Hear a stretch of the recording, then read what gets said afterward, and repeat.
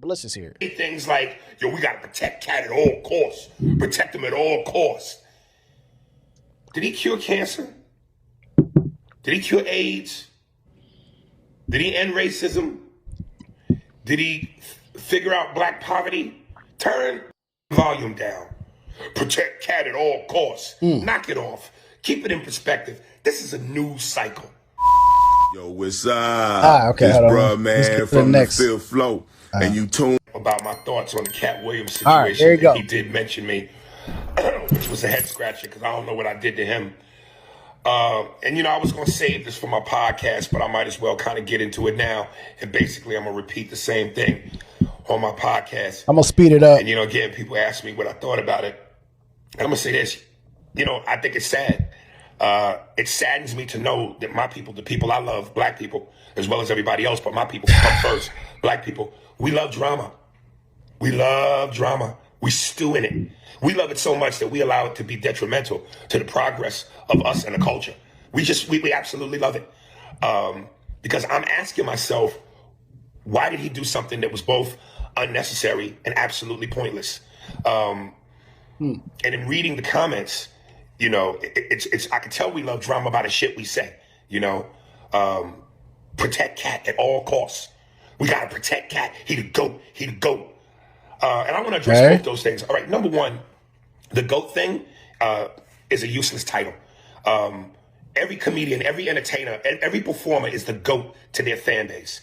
Steve Harvey, Cedric the Entertainer are the GOATs to their fan base. All right, first off, let me stop this real quick, and we'll get right into the rest of what Aries Spears says. Listen. Let's leave the whole black talk away from this, right? Because he's just talking his truth.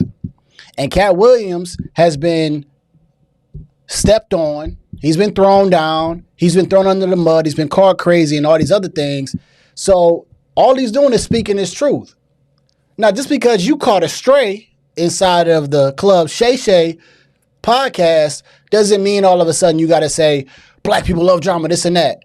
Well, Katt Williams is just talking about his truth, and people that have done him dirty along the way are now getting the brunt of him being able to be on a platform and throw out straight bombshells. Let's see if I get the right button. No, I didn't get the right button. Straight bombshells. Because he's like, yo, this is what they did to me. I'm just telling the truth, and he exposed y'all. But that's what happens when you trying to tame a beast. This man said, y'all not gonna throw me down. Y'all have done this long enough. And let's not forget, I'm gonna show y'all a video of Aries Spears kissing a man. Sensational. He did a skit called the GAY rapper. I didn't even see this thing. And he was kissing a man. Yeah, we'll get to it. We'll get to it. My bad. Let me get back over here. But anyways, let's go. Everybody he called out, Ricky Smiley, Kevin Hart, Chris Tucker, they're all GOATs to their fan base. I get called a GOAT and a legend all the time. If you think I'm tooting my own horn, look at my comedy clips. Go through the comments. Aries, you a GOAT. You a legend. While that's flattering, it's a useless title. There can only be one GOAT, and his name was Richard Pryor. I remember one of my favorite things to watch was the 30 for 30 with Shaq on ESPN when he was playing for the Orlando Magic. And in his younger days, he goes, you know, when people would ask me whose team is it, when you're in your 20s, you care about shit like that. I had to let people know it was my team. But as I got older, I realized that's a useless title because the ultimate goal was to win a championship. So as far as y'all saying who the GOAT is, Katt is your GOAT. I understand that. But that's a useless title. Then you say things like, yo, we got to protect Katt at all. Hey, man, this sounds like somebody that's in their feelings. Right now. I don't know about y'all, but this just sounds like somebody that's just straight up in their feelings. I don't know. I just think you mad you caught a stray in the interview, but you, like I said, you might be a part of that whole. Well, maybe he's not, because Aries Spears ain't as big as he's supposed to be. He's kind of funny, but he's only funny when he does impressions. All costs. Protect him at all costs. Did he cure cancer? Did he cure AIDS? Did he end racism? Did he figure out black poverty? Turn volume down. Protect Katt at all costs. All right, so all I'm hearing, and this interview continues to go on and on and on and on and on, he never says that Katt Williams lied. Sensational. That's the theme of this show. So even though he's out here and he's talking and he's saying all these things about Katt, which is basically that's not how the rest of the rant goes. It's just talks about Katt and all these things, right? He never once says nothing bad about Katt Williams as far as what he said. So as a person who watched the podcast and now I'm watching these responses, right? What I'm trying to figure out is where's the rebuttals at? Does anybody got anything to say based off of what he said on the podcast? No? Then be quiet and stop responding. Kevin Hart, don't even respond, bro. Ludacris, response was so bad. And I'm a Ludacris fan. Like, meaning I like his music. But that response, it just didn't hit right. Pause. Where's Cameron at? That's crazy. Pause. But it just didn't come off well. Kevin Hart's response was whack. Ricky Smiley's response was whack. Like, all of it was weak. Let me see what man JP says. He says, it's two sides to every coin. We are just seeing Katt's point of view because for years we've seen people give us their point of view of Katt. He's on drugs, he's this and he's that, but now he defends himself. Exactly. And now what we're seeing is him going on a podcast and being so sharp. Not one time did we watch, and I'm pretty sure I'm speaking in general, did we watch that podcast and say he's on drugs right now? Not once. When it first started, I'm not gonna lie, I'm gonna say I wonder if he's high, I wonder if he's on drugs. And he started it with the liquor thing. Like, no, I'm a cognac connoisseur. Oh, I'm gonna tell you about the cognac. And I was like, oh, this is kind of like an intelligent guy. Not once did he look like he was on drugs. Then the more and more he got into his story, you were like, oh, wow. When he got into the homeless story and he talked about the homeless people that had good professions that took up drugs and why he was like, nah, this ain't what I want to do. Then you start looking and start thinking, okay, they labeled Dave Chappelle crazy when he didn't want to sign that, crazy deal with Comedy Central.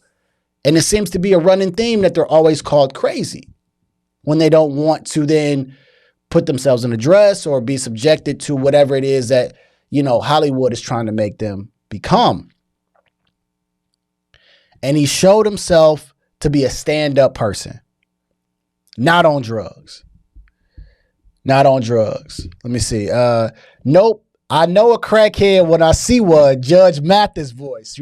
That's a crackhead. Sir, do you know you a crackhead? You high right now. Like, come on. Judge Mathis would have been able to say he ain't no crackhead. And he from Detroit, right? That's what Judge Mathis would tell you. So let me bring this down real quick, man. I appreciate you interacting with me because I want to show. When I say my man, he really my man. Oh, only got one man, and this be my man. When I say my man, he really my man. Oh. What? Whoa. What's going on there, Aries Spears? Yo. Whoa. What is going on there, Aries? What is going? I don't even know if I can show this on YouTube, but that's Aries Spears on the flow. Pause. I need the Cameron soundbite. I'm getting that on my next show. Pause. That's crazy. Look at Aries Spears on the flow. Listen, bro. And then let's not forget what Aries Spears did with Tiffany Haddish. He had like a pedophile skit with her. That was like last year, 2 years ago, which was really, really questionable. So, Aries Spears, I would have stayed quiet on this one, bro. Listen, the internet is undefeated, man. It's straight up undefeated. You cannot do anything on the internet because it will come out. You understand? It will come out. And so I would just be quiet. And Katt, if Katt get on a special and he run your name up again, it's going to be over. It's going to be over for you. So Aries Spears responds to him. Again, even his response is not even effective.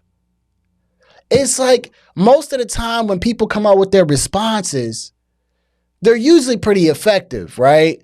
No one's response, and the internet is confirming this, has been effective.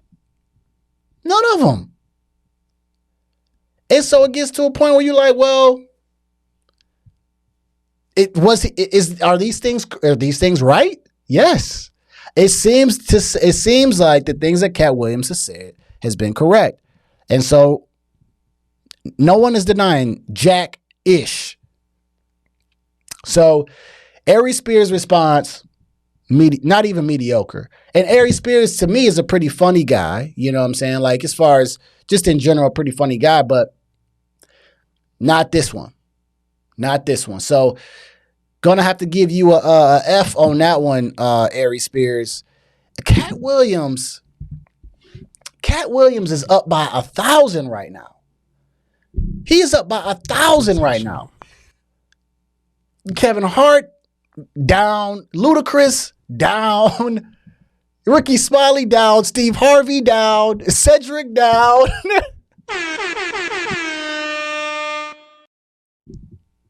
Everybody's down. So shout out to Katt Williams, man. So and the dude has literally broke the internet, like to the point where I can't even scroll down YouTube. You know, because I got to be a part of the YouTube streets because I'm a YouTube content creator now, right? So when I go down the YouTube streets is what I call it, all I see is Katt. New video of whoever responded to him, plus some other stuff about them, Katt. It's like, oh, man, this man is strategic, and I'm hearing nothing but good stories about Katt. From Bernie Mac's daughter, who we're going to talk about, from people that were random that said, hey, Katt Williams gave me some money, gave me some advice. Good guy. He seems to be taking care of his business, man. So shout out to Katt Williams.